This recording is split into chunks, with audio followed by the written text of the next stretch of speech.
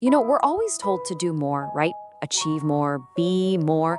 But what if the secret to getting better results isn't about adding more to your plate, but taking things off? That's what we're digging into today, this really powerful idea of the disciplined pursuit of less. Let's get into it. All right, let me ask you something, and I bet this is going to sound familiar. Have you ever had one of those days where you are just slammed? Your calendar's a mess, you're running from one thing to the next, but when you finally sit down, you feel like you haven't actually made any real progress on the stuff that really matters? Yeah, that feeling? Being busy but not productive? It's a huge problem for so many of us. And this quote from Greg McKeown, who wrote the book Essentialism, just nails it. He says, "The overwhelming reality is that we live in a world where almost everything is worthless and very few things are exceptionally valuable." Wow, think about that. We're sort of trained to believe that more is always better, right? More projects, more opportunities, more of everything. But the hard truth? It's usually just a tiny handful of things that give us the biggest results.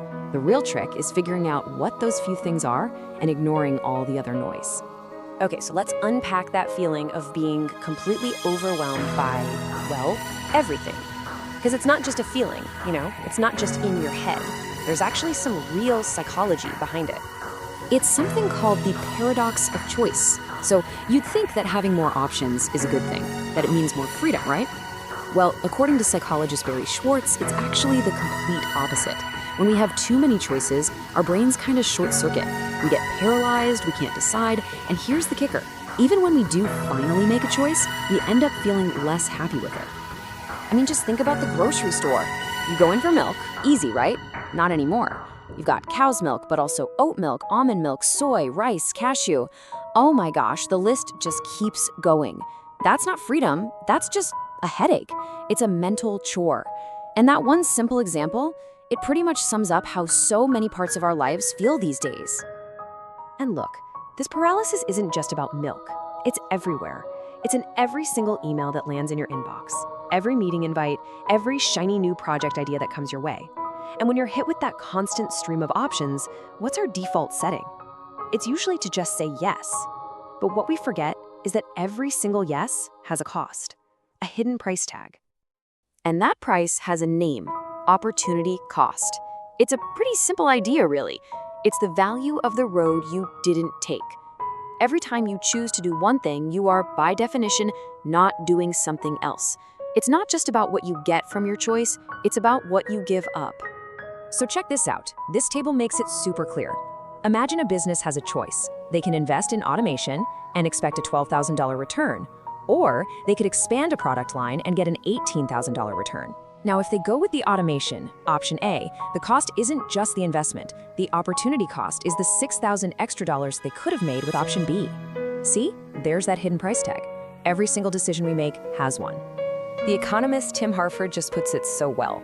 He says, every time we say yes to our request, we are also saying no to anything else we might accomplish with the time. I mean, think about it.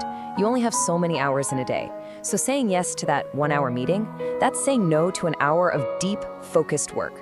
Saying yes to some small, easy task is saying no to chipping away at that big, important goal. Oh, I love this way of thinking about it. Saying yes is basically a form of time debt. It feels easy to say yes right now, right? But you're borrowing from your future self. You have to pay that time back later. And just like with money, if you take on too much time debt, it can absolutely bury you. Okay, so if yes is the thing that gets us into all this debt, what's the way out? What's the antidote? Well, it's one simple 2-letter word, and learning to use it is probably the most powerful productivity tool you have. It's the word no. And it's not about being negative or unhelpful, it's about being strategic. This really breaks down the two different ways of thinking. On one hand, you've got the non-essentialist. They kind of live life on autopilot, reacting to whatever comes their way, thinking everything is important. But on the other hand, you have the essentialist. They live by design. They're actively filtering out all the noise to find the 1 or 2 things that really matter, the signal. And they only say yes to that. So what does that mean for you? It means you need a much, much stronger filter. And the writer Derek Sivers has this amazing, simple rule for it.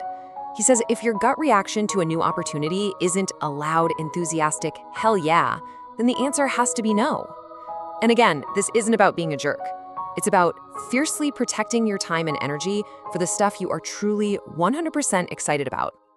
And look, saying no doesn't have to be this big, awkward thing. The trick is to be clear, but also, graceful about it. You're not trying to shut people down, you're just setting healthy boundaries so you can actually do your best work. Here are a few great ways to do it.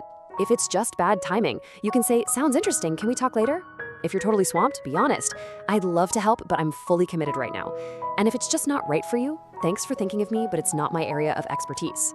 Trust me, a clear, respectful no is 1,000 times better than a weak yes that you can't follow through on. Okay, so saying no to the small stuff, that's a great start. But what about the really big decisions? The career changes, the huge projects, the major life choices. For those, we need something a little more powerful, a real framework for picking out those few things that are going to make all the difference. And here it is. This is a framework called the 3 Axes of Success. And it's a great way to look at big decisions, not as just one simple choice, but as a kind of balancing act between 3 really important areas. So let's break down what each of these axes actually means. All right, first up, we've got wealth. And no, this isn't just about cash in the bank. Think of it as your career capital, all those rare, valuable skills you have that give you choices and flexibility. Next, you have autonomy. This one's pretty straightforward. It's your control. Control over what you do, when you do it, who you do it with. And finally, we have meaning. This is all about the impact you're making, the good you're putting out into the world. Now, this next part is maybe the most important takeaway of this whole framework, so listen up. These 3 things, wealth, autonomy, and meaning, they aren't separate.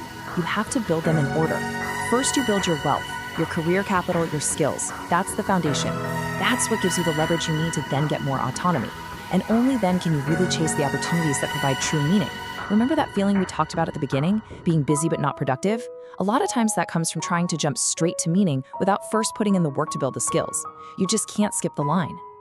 So when you put it all together, the paradox of choice, the real cost of saying yes, this whole framework for making better decisions, it all points back to one really powerful core idea. And this quote from Lin Yutang just sums it all up perfectly.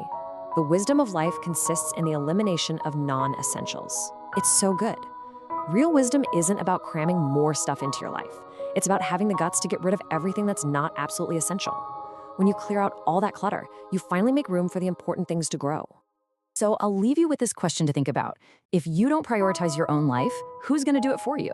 Because believe me, the world is more than happy to fill up your calendar if you let it. This whole idea, the disciplined pursuit of less, it's not just another productivity trick. It's really about taking back control of your time, of your energy, and ultimately of your life. Thanks for tuning in.